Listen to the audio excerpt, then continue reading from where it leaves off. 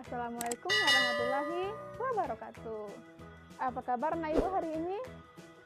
Masih semangat kan? Nah, bertemu lagi dengan Ibu.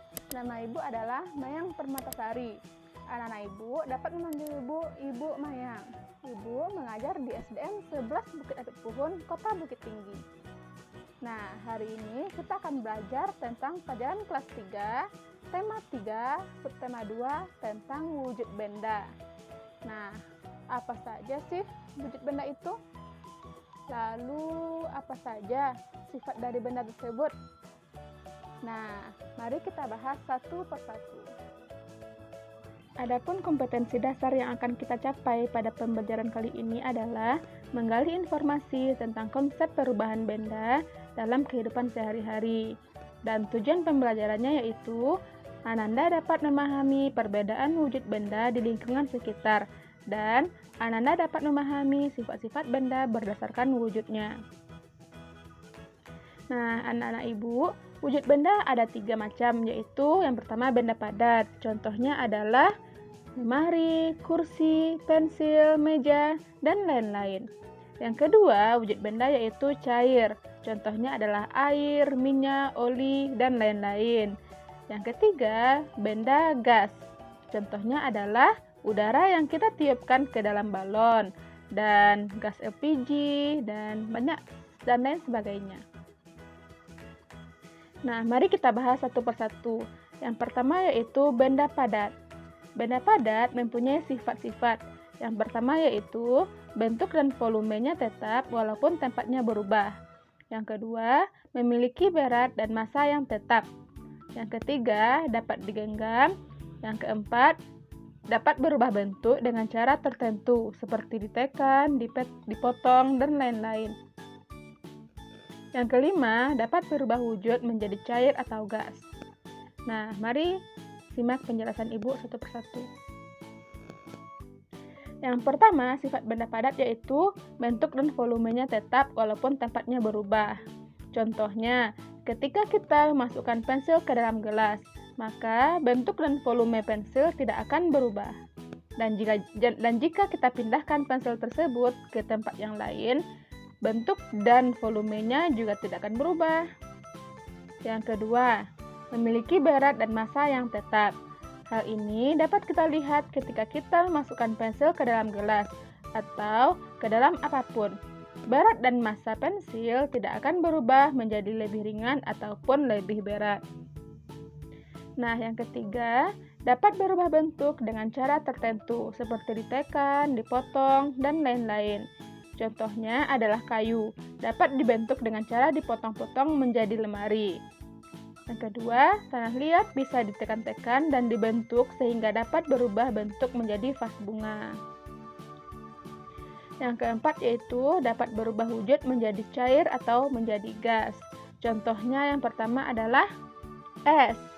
Es adalah benda padat yang apabila kita diamkan beberapa saat akan berubah menjadi cair, yaitu benda cair. Yang kedua yaitu kapur barus. Kapur barus adalah benda padat yang apabila kita diamkan di ruang terbuka akan menguap menjadi gas. Nah, yang kelima, benda padat dapat digenggam. Benda padat dapat kita pegang dan kita genggam dengan tangan kita. Nah, selanjutnya kita bahas tentang benda cair. Adapun sifat-sifat benda cair yaitu yang pertama, bentuknya berubah sesuai wadahnya. Yang kedua, volume dan massanya tetap. Yang ketiga, mengalir dari tempat yang tinggi ke tempat yang rendah. Keempat, permukaan air yang tenang selalu datar. Kelima, dapat meresap melalui celah-celah kecil atau kapilaritas. Yang keenam, tidak dapat digenggam. Dan yang ketujuh, dapat berubah wujud menjadi padat atau gas. Nah, mari kita bahas satu persatu. Yang pertama, sifat benda cair yaitu bentuknya berubah menyesuaikan wadahnya. Hal ini dapat kita lihat saat kita memasukkan air ke dalam beberapa wadah yang berbeda. Jika dimasukkan ke dalam gelas, air tersebut akan menyerupai gelas. Jika dimasukkan ke dalam mangkok, air tersebut menyerupai mangkok. Dan jika dimasukkan ke dalam botol, air tersebut akan menyerupai botol. Dapat Anda lihat pada gambar di samping. Selanjutnya, volume dan masanya tetap. Jika zat cair dipindahkan ke tempat atau wadah berbeda, yang berubah hanyalah bentuknya saja, sementara volume dan masanya akan tetap. Yang ketiga, mengalir dari tempat tinggi ke tempat yang rendah. Nah, seperti gambar di samping. Contohnya adalah air terjun. Air terjun mengalir dari atas permukaan bukit menuju ke daratan.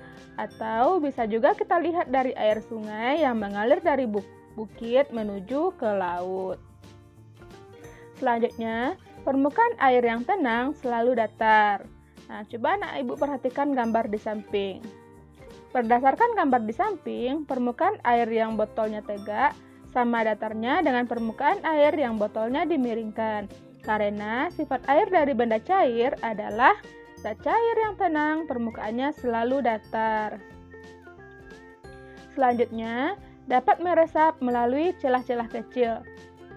Peristiwa meresapnya zat cair melalui celah-celah kecil disebut kapilaritas.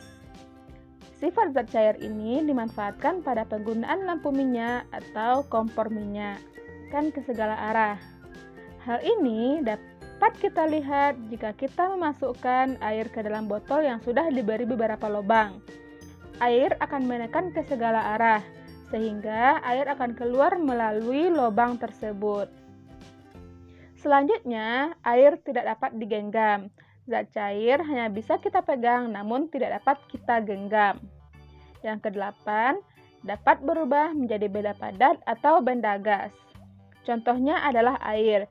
Jika kita masukkan ke dalam freezer atau kulkas akan berubah menjadi benda padat atau es.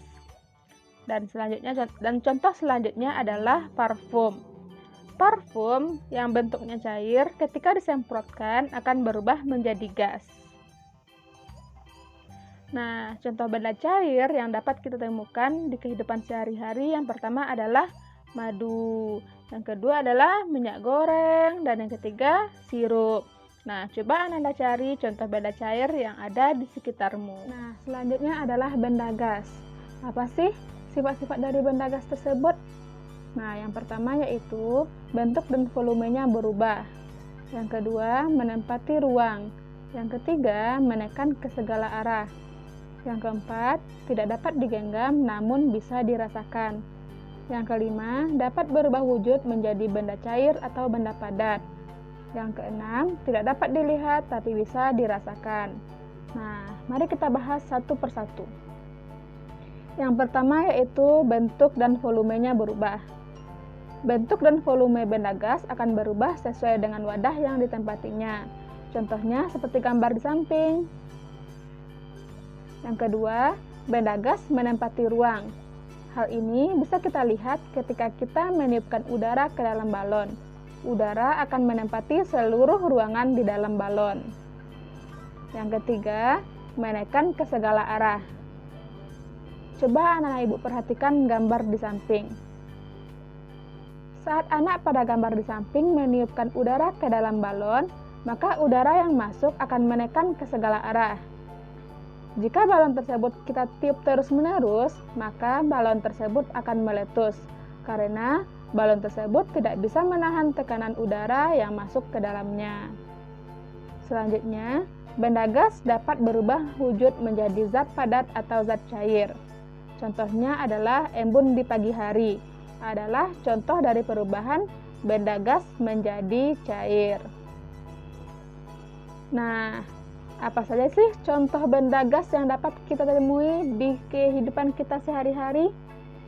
Contohnya adalah udara, uap air, gas LPG, dan lain-lain. Nah, coba anak ibu pikirkan apa saja contoh benda gas yang ada di sekitar kita.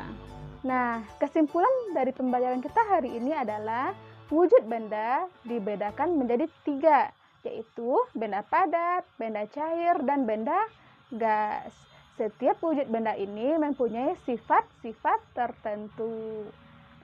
Ibu harapkan anak ibu dapat memahami materi hari ini. Sampai jumpa di lain waktu. Assalamualaikum warahmatullahi wabarakatuh.